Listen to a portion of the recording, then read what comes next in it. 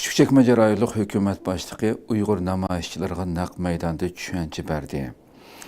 Qadirli görmələrimiz həmala məlum bolğandak bu namayişnin səbəbini az köp bilisilər. Şu Xitayınki İstanbul Baş Konsuli Vişavdo'nun yaxında Uyğurlar ən köp oturaqlaşqan Türkiye İstanbul'daki Küçükçekmece rayonluq hökumət başlığı Kamal Çəbi bilan görüşüb Uyğurlar haqqında naiti tilğa ağusuz sözlərini bildirləğəndi.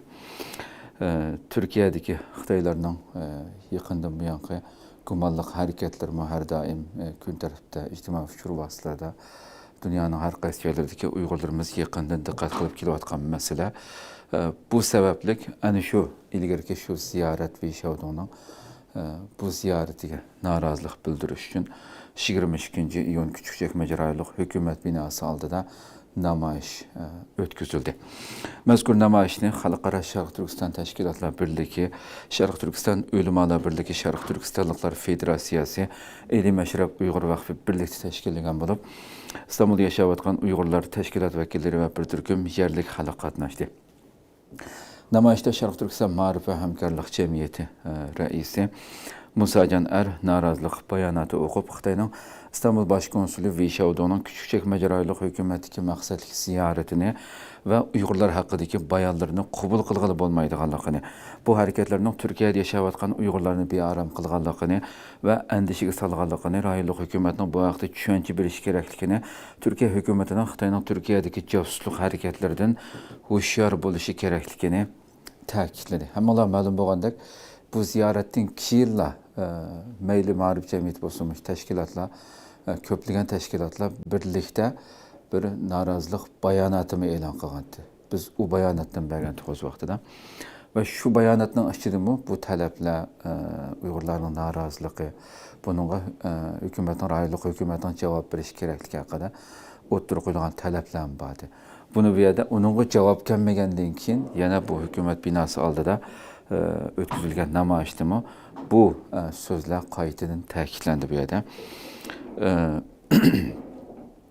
Arkadan Şərq Türkistan Ölümalar Birliği Reisi Doktor Alimcan Buğda, Eli Məşrəb Uyğur Vakfı Reisi Süleyman Köktüğ, Uyğur Fəaliyyətçi İbrahim İshaq, Cemaat Erbabı Abdülkadir Yapcan ve Safaköy'deki Türk ammasi ayrım söz qılıb, Şərq Türkistan'da irqi qırğınçılıq yürgüzüb atqan Xitaydan çət əldimi həddidin eşib, mühacirətdəki Şərq Türkistan xalqını bastırışqa, kontrol qılışqa, urnuş cinayətlərə qət'i sükut qılmasıq gərəkligini, Türkiye hükümetinin bu planlıq hərəkətlərə qarşı tədbir qollanışı gərəkligini oturğa qoyuşdu hər biri özünün sözlərində. Biz əlbəttə namayişini naq meydandan taqatdıq şu vaxtda torumuzda hem ba körüşünü xalığanlar bunu kösanlar buldu elbette.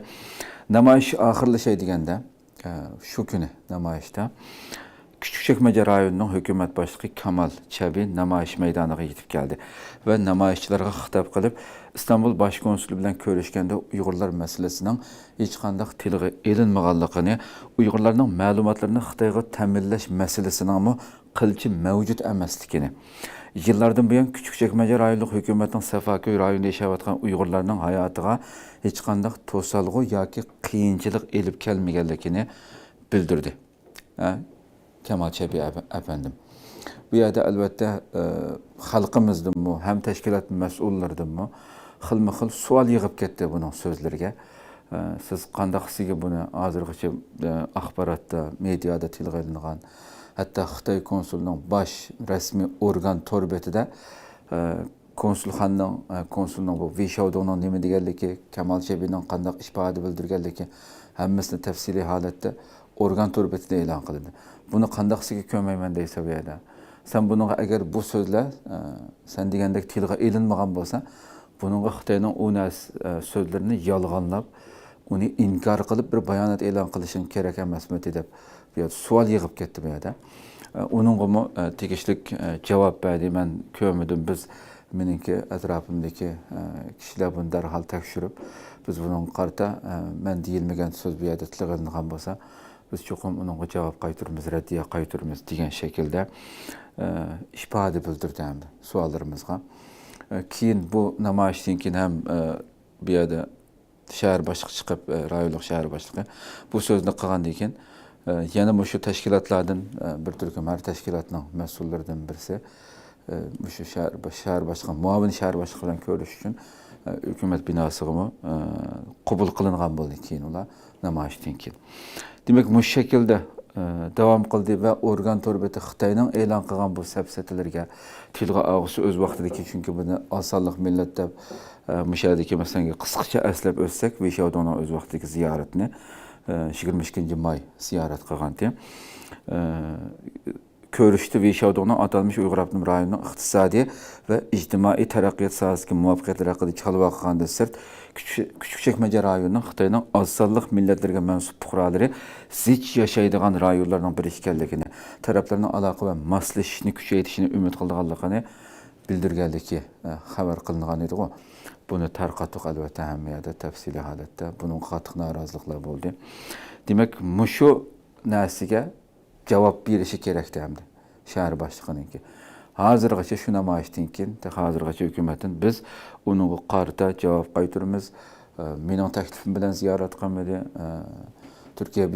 Türkiye parlamentidagi Cumhuriyet Halk Partisi'deki bir millat vakili, parlament a'zosi menga telefon qilib ziyorat qilmoqchiga deganligi uchun men kelsin deb qabul qildim.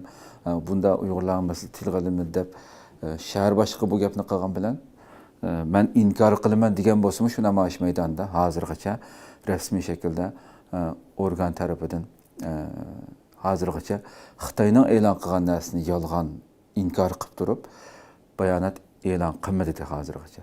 Uyg'ur xalqi albatta buni kutdi va buningki surishtisini davomli qildiganligiga ishonamiz.